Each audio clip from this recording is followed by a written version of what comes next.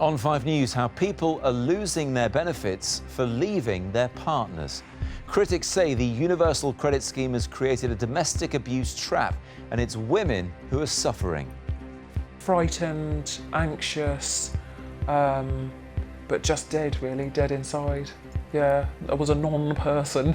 Also, terror returns to Paris.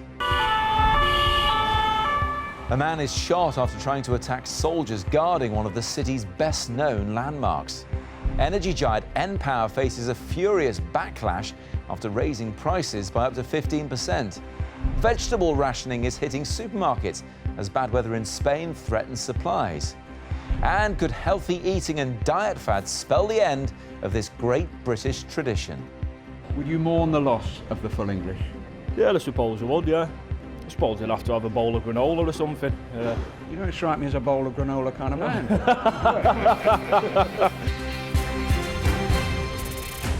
Welcome to 5 News. I'm Matt Barbett. It is a shocking fact that around 1 in 4 women in England will be subjected to domestic abuse at some point in their lives. The trauma that it can cause is well known, but it appears recent changes to the benefit system are adding to the misery. Universal credit means all payments now go into one person's account. In many cases, it's the man's. And for those in an abusive or coercive relationship, that can leave them trapped. Dominic Reynolds has been hearing from one victim and a warning that his report contains strong language. Throwing furniture around the room, screaming in my face. He was very angry with me all the time. If I was crying and weepy or whatever, he'd call me a psycho bitch. Sarah never had to explain away bruises. Her ex-husband never physically hurt her, but he trapped her in the relationship and he threatened her. If it wasn't for him, I'd have nothing because he was the breadwinner. That if I was to leave him, he would cut me off at the effing knees. Her ex-husband took her bank cards, isolating Sarah from family and friends, blocking off her avenues to get out. When you look back at that situation at its worst, how do you remember feeling? Oh, just completely numb. Frightened, anxious, but just dead, really, dead inside. My parents described it that he'd nailed me into the ground. Sarah did get out. Her job seeker's allowance payment was her lifeline. But a warning today that the government is taking that lifeline away.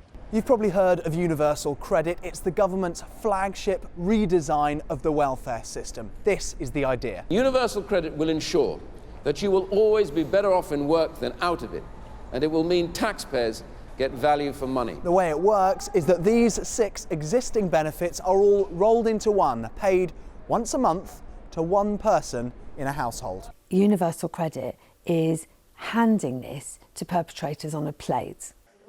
Polly's warning that the welfare changes are a disaster for the women her charity was set up to help. It gives him total control of all the family's finances, and it basically is a tool for him to financially control his partner, stop her from being able to leave and abuse her. Sarah says she escaped her relationship just in time. You found your route out. What if you hadn't? It was really on the precipice of being very violent before I left. I certainly was vulnerable and in danger. So I can only assume it would have become more physically violent. And today, under Universal Credit, leaving would likely have taken Sarah longer. The government's promise to transform welfare has, for some, turned it into a weapon. Dom, it's a terrible situation that woman described. The government thought it was improving and simplifying things with Universal Credit. So what's it had to say about this now? Well, first of all, it says that they take this issue very seriously, of course, and their solution to this particular problem is that they say in a scenario in which domestic abuse is an issue, Universal Credit can be split between 2 partners in a household. Now, Charity's problem with that is that it requires the victim to come forward. It requires someone who's a victim of domestic abuse to go into a job centre and say, I'm a victim of domestic abuse, which they say could be dangerous and could be difficult too. What they want is for Universal Credit to be paid by default in a family situation into the woman's account in the family. They say at the moment the government's solution really is making the problem worse. OK, Dom, many thanks. A man wielding a machete has been shot and injured as he tried to get into one of Paris's most famous tourist attractions.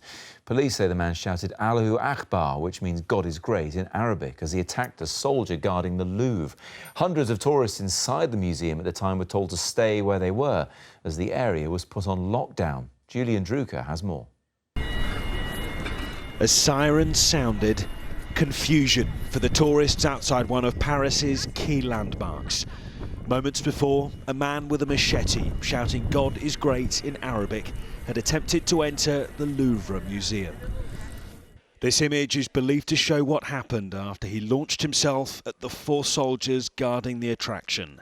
One of them shot him 5 times in the stomach. This is thought to be the same injured man a few minutes later, as the guards waited for police to arrive. This spokeswoman for the Paris police said the individual was seriously injured. He was neutralised. He carried 2 backpacks and these were checked by the anti-bomb squad, and there was no danger. Hundreds of tourists were inside the Louvre as the attack unfolded. Many were taken into special safe rooms. As the roadblocks were eventually cleared, they began to stream out. This eyewitness said, "It was shots, it was scary, I was really scared. My feet were trembling, I saw people falling over, they were terrified." The threat of terror pervades Paris after its attacks in 2015. Initial reports suggest today's suspect is an Egyptian man who arrived in France in the last few days. Bernard Cazeneuve, the country's Prime Minister, called it an attempted attack which was terrorist in its nature. Another vast security challenge France could have done without on the day Paris submits its bid to host the 2024 Olympics. Julian Drucker, 5 News. Next, npower has announced a huge rise in its gas and electricity prices, and the increase is so big it's angered both the energy regulator and the government. Kathy Jones is with me now. What's going on? Well, npower is one of the big 6 firms. It's the one that at the moment Peter Andre is fronting a publicity campaign for. And today, 1.4 million of its customers learnt their bills are going up. Now, npower says it's made this hugely difficult decision because the wholesale electricity price, that's the price it buys electricity from its suppliers, has gone up by 38% in the last year. They're going to pass on 15% of the electricity price to their customers who are on the standard variable tariff.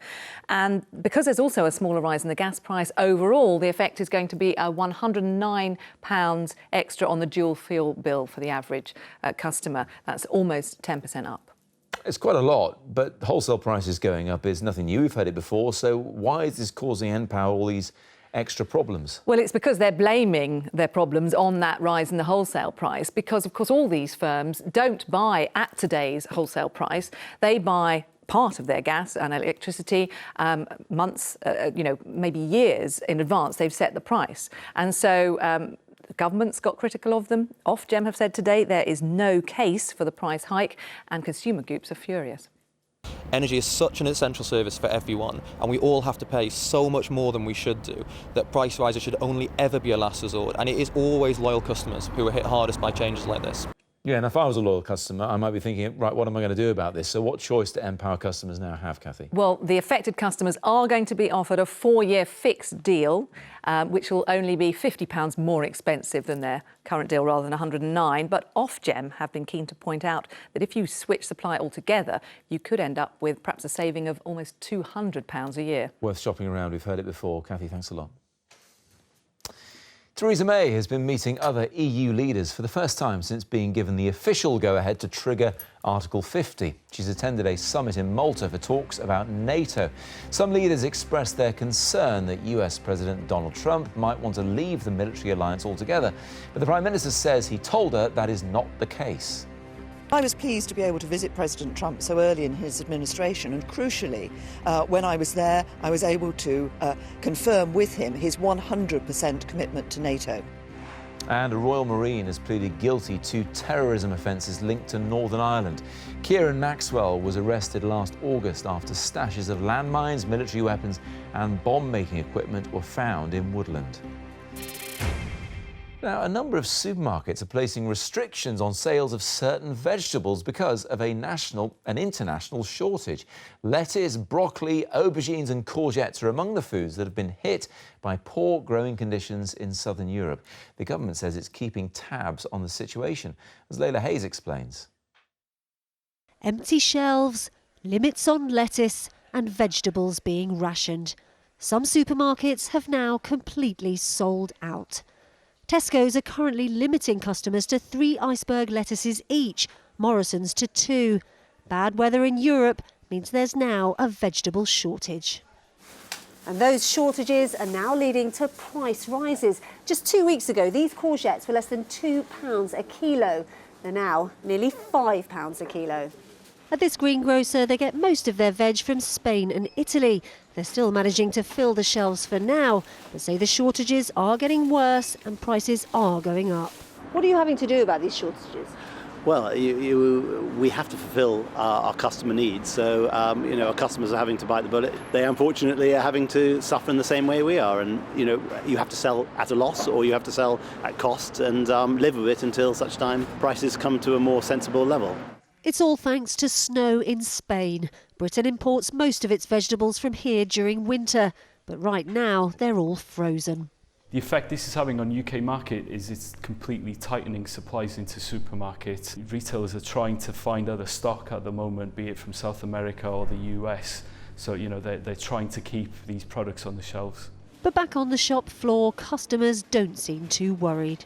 It's ridiculous. I mean, why eat salad in the winter anyway? If it's not available, eat something else. I'm very much a seasonal person. I buy what's in season at the time, and to me this isn't a very lettuce season. I'm not particularly fazed. If prices go up, they go up.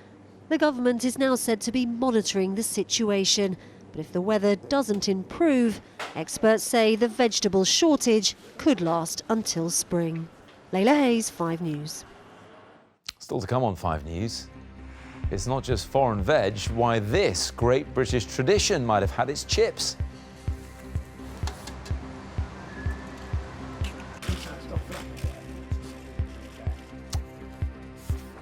And would you give up your job to take on parkour? Find out more about that after the break.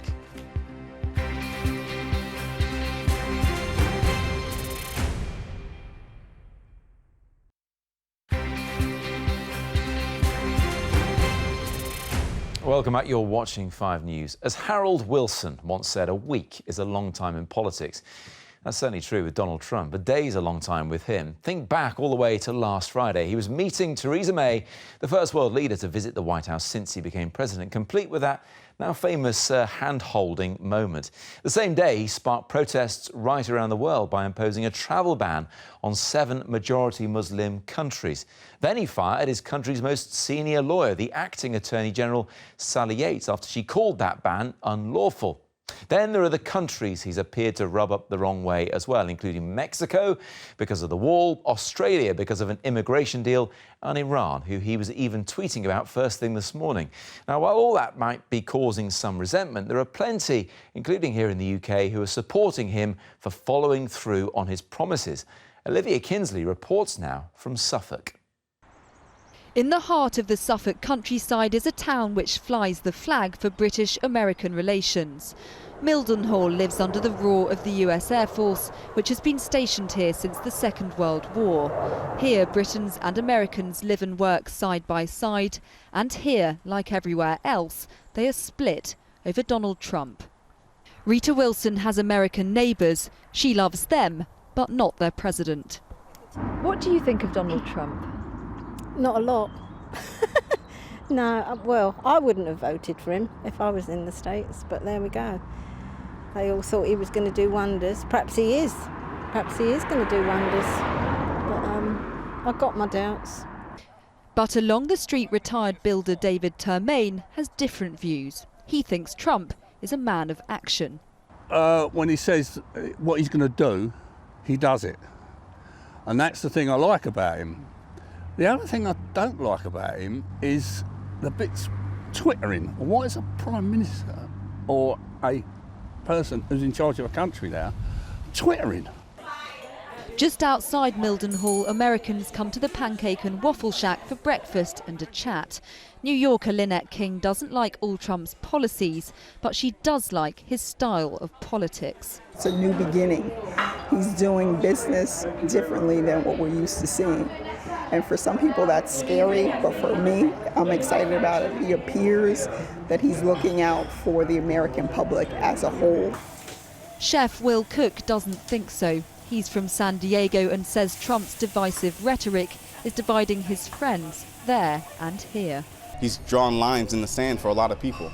You know, like I found that some friends I thought were friends, I've kind of had to let go, because it's one thing not to share a point of view. It's a whole other thing to, I feel like you can support Trump, that's fair enough, but he's dangerous. Cooking up burgers in a Suffolk diner, they're a long way from the White House. But what happens in Washington reaches far. Olivia Kinsley, 5 News. Staying with food, we've heard about vegetable shortages. Now the other end of the nutritional scale. The fry-up could be falling out of favour. According to a survey by a hotel's website, the traditional English breakfast doesn't fit so well with our modern lifestyles because it takes too long to make. It could even disappear altogether in 50 years. So Peter Lane has been getting stuck in while he still can, black pudding and all. It's an artwork being created, a culinary jigsaw coming together, a centuries-old perfect food formula, the full English. Its demise is predicted because, unlike these sensible folk, most of us no longer devote enough time to breakfast. You should take a bit of time in the morning to start your day relaxed and not in a rush. Would you mourn the loss of the full English? Yeah, I suppose I would, yeah. I suppose you'll have to have a bowl of granola or something. You don't strike me as a bowl of granola kind of man. Says here the average Englishman eats his breakfast in silence. Well, I'm not the average Englishman. I'm not the average anything. And he has an egg for breakfast. And I shall have 2. In decades past, TV ads told us to go to work on an egg. Cooking breakfast to set you up for the day was the norm. Now, a third of us spend less than 10 minutes having breakfast, and 15% of us skip it completely. Experts say that'll just backfire. Throughout the day, you will be drawn to eat more sugary, more fatty snacks later in the day. And throughout the day, the amount of calories you consume will be more if you don't eat breakfast.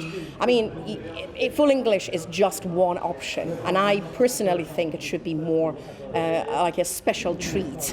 Here at Manchester's Coffee Pot Cafe, they embrace the fry-up and won't let go, no matter what the predictions. That's the thing we sell the most of, full English. We sell thousands a week, so when you come in here for one reason. You know, you're not coming here for a quinoa salad. You know, you get surfed out. You would be physically manhandled out. Yeah, you'd be manhandled out. It's not the place. Not the place. So is the on-the-go breakfast snack bar really all we might be left with one day? Is that the future? Not on my watch. Peter Lane, 5 News. How's that every day, you know? Now, plenty of people dream of giving up the day job for something a bit more adventurous, but perhaps not quite like Naomi Honey. She had a lucrative career as a management consultant, but then she fell in love with a sport called parkour. It involves running, jumping and generally flinging yourself around everyday urban environments. So she's been putting Ruth Liptrot through her paces. When you think of parkour, you probably think of teenagers in hoodies jumping from building to building in the dark. What you don't necessarily think of is someone like this, a 30-something former full-time management consultant who packed in the corporate life to do this. I hear that quite a lot, yes. But in fact, as far as I'm concerned, yes, I do, because parkour enthusiasts come. Everybody can be, all ages, everything. It's a really, really inclusive sport for everyone. But how did she get into it? I was in the gym, there was a music video with people jumping around an estate, and I thought, gosh, that looks so much fun. And I was on the cross trainer, and I thought, that looks so much more fun. I really want to do that. The UK has just become the first country to recognise parkour as an official sport. Naomi trains and teaches it with an organisation called Parkour Generation and describes it as active meditation. It makes you keep challenging yourself. And before I started parkour, I wasn't doing that. So I was having just normal adult life and professional adult life. And occasionally I do things that are a bit difficult. I wasn't doing anything that certainly physically scared me. That just wasn't happening. Ooh, it all sounds a bit dangerous though, is it? Parkour, you control your environment, so that's really important. And you also get very safe. You take responsibility for yourself and your own safety. And that's a brilliant thing to learn. And it's a very good thing for young people to learn, for children and teenagers to learn as well. Of course, only those with lots of experience should attempt the really tricky stuff, so don't try this at home, folks. You probably shouldn't try this either, not straight away. Ruth Liptrot, 5 News. Show off. Not bad. Finally, you might have been wondering what our former Prime Minister David Cameron has been getting up to. Well, he's been meeting Arnold Schwarzenegger, of course. He showed off their get-together on Snapchat, and Mr. Cameron had a message. I'm here with my good friend David Cameron from England, the ex-Prime Minister. I'm here with the Governor. He did a great job, and I'll be back. Oh. What a natural. Well, I'll be back at 6:30 with 5 News Tonight. We'll be discussing Donald Trump's first 2 weeks in power. He's done an awful lot.